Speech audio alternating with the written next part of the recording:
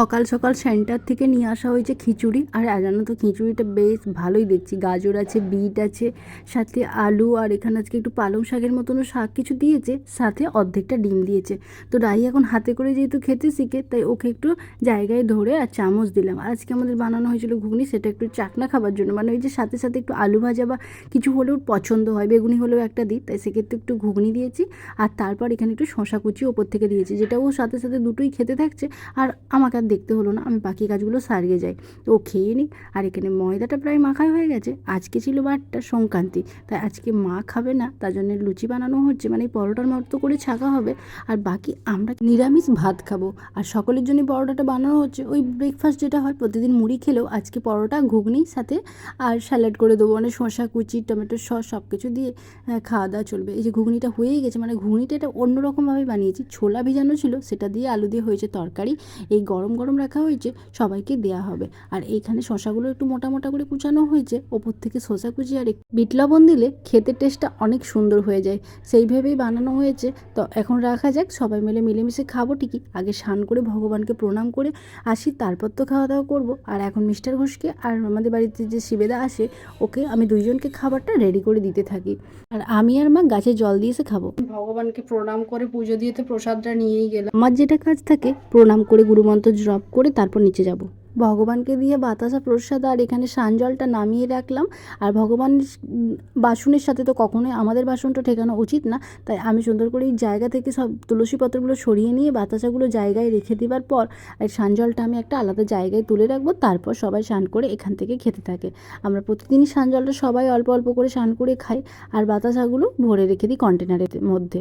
আর চলো এগুলো কাজগুলো সেরে নিই, তারপর আমিও তো আমার ব্রেকফাস্টই করতে থাকবো। তারপর রান্না বান্না যেগুলো থাকে সেগুলো তো হতেই থাকবে।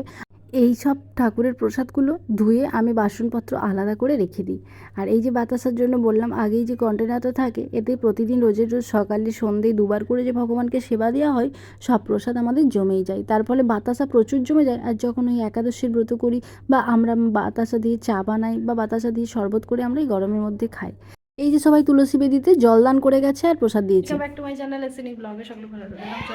গ্রামের দিকে কিন্তু এটা সুবিধা, বলো কি সুন্দর দেখতে না, এবারে তুলে আমাদেরকে দিয়ে গিয়েছে।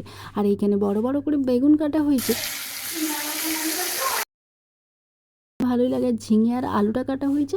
এই যে আলু ভাজা, বেগুন ভাজা, ঝিঙে দিয়ে আলু দিয়ে পোস্ত, আর হবে মুগের ডাল।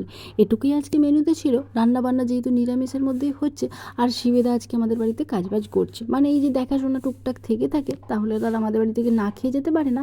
তাই সুন্দর করে বেগুনগুলো ফ্রাই হয়েই গেছে, এরপর হবে আলু ফ্রাই, তারপর হবে পোস্ত। আর আমি এদিকে বললাম যে কুকারের মধ্যে ডালটা সিদ্ধ করে নিই, তারপর একটু সাঁতুনে দিলেই ডাল কমপ্লিট হয়ে যাবে, যার ফলে রান্নাটাও কিন্তু তাড়াতাড়ি হয়ে যাবে।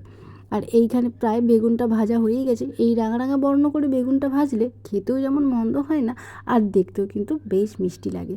যাই হোক, বেশি তেলে বেগুন ভাজা বা আলু ভাজা একটু ছাঁকা ছাঁকা ব্যাপারটা করলেই ভালো টেস্ট হয়। বেগুন ভাজাটা হয়েই গিয়েছে, এরপর তুলে নিয়ে ভাজা হবে আলু। আর এইখানে যে ভাজাভাজিগুলো চলছে, ভাতটা কিন্তু শুধুমাত্র এখন উনুনেই হয়, আর তরকারিপত্রগুলো গ্যাসের মধ্যেই হয়ে থাকে। আর এই চাকা চাকা করে আলু ভাজাটা বা রাহির খুবই পছন্দের হয়ে থাকে। আর নিরামিষ খাবার দাবারের মধ্যে কিন্তু রাহির ওই ভাজাভাজি, একটু বেসন বড়া, না হলে একটু পোস্ত, এগুলো দিয়ে খেতে খেতে একটা ভীষণ অভ্যাসের মধ্যে পরিবর্তন হয়েছে রাহির। যে মাছ চাই ডিম চাই এরকম কোনো ব্যাপার থাকে না। সেন্টার থেকে যেহেতু পাওয়া গিয়েছিল অর্ধেকটা ডিম আর কিছুটা খিচুড়ি, তো রাহি সকালের দিকে ওই 9টা সাড়ে 9টার সময় করে খিচুড়ি আর ডিম সিদ্ধটাই খেয়ে নিয়েছে, যার ফলে ভাতটা কিন্তু এই দুধ বা ডাল দিয়ে অল্প কিছু ভাজা ভাজের পোস্ত দিয়ে খেলেই ওর মন্দ লাগবে না খেতে।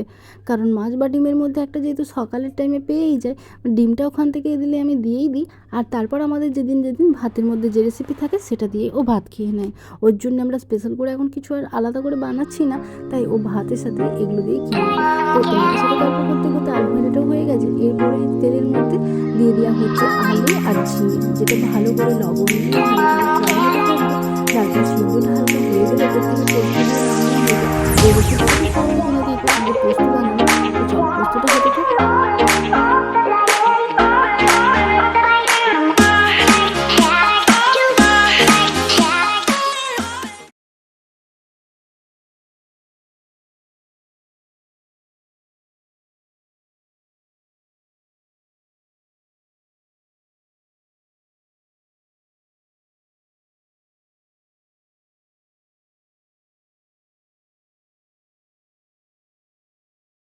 ওই দিকের গ্যাসে ডালটা সাতুলা হয়েই গিয়েছে, মানে ওই সিদ্ধটা যেহেতু হয়েই থাকে, ওপর থেকে একটু তেজপাতা, একটু লঙ্কা, একটু জিরে আর ওপর থেকে ওই ডাল সিদ্ধটা দিয়ে একটু ফুটিয়ে নিলেই ফ্লেভারটা চলে আসলে নামিয়ে দেওয়া হয় মুগের ডাল।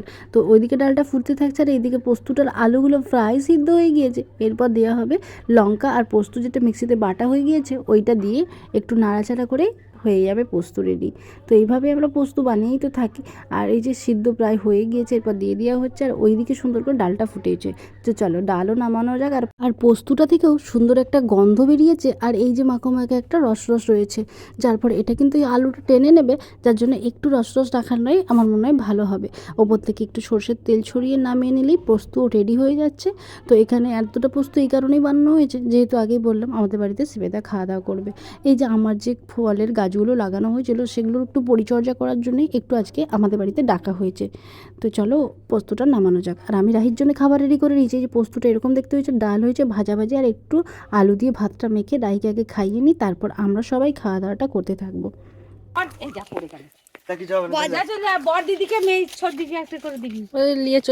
কটা গেল? দুটো তিনটে হচ্ছে।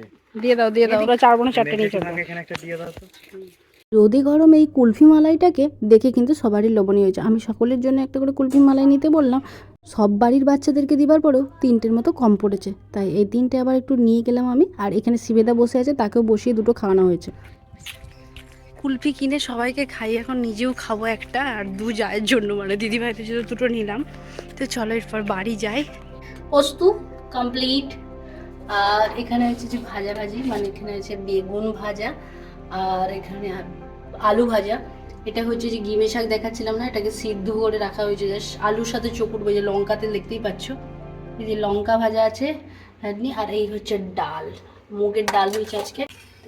এখন এই ঘড়িতে 4টে মতো বাজে। আজকে সব কাজ সারতে দেরি হয়ে যাওয়ার কারণে আর শিবেদা বলো আর মিস্টার ঘোষণা ভাত খেলে আর আমরা খেতে পারি না, সবাই মিলে মিলেমিশে দেখাশোনা করে কাজ করার পর আজকে ছুটির পর এটা দিয়ে আমি ভাতটাও খেতে থাকি। আর ব্লগটা এখানেই শেষ করছি। তোমরাও ভালো থেকো, সুস্থ থেকো, দেখা হবে কাল।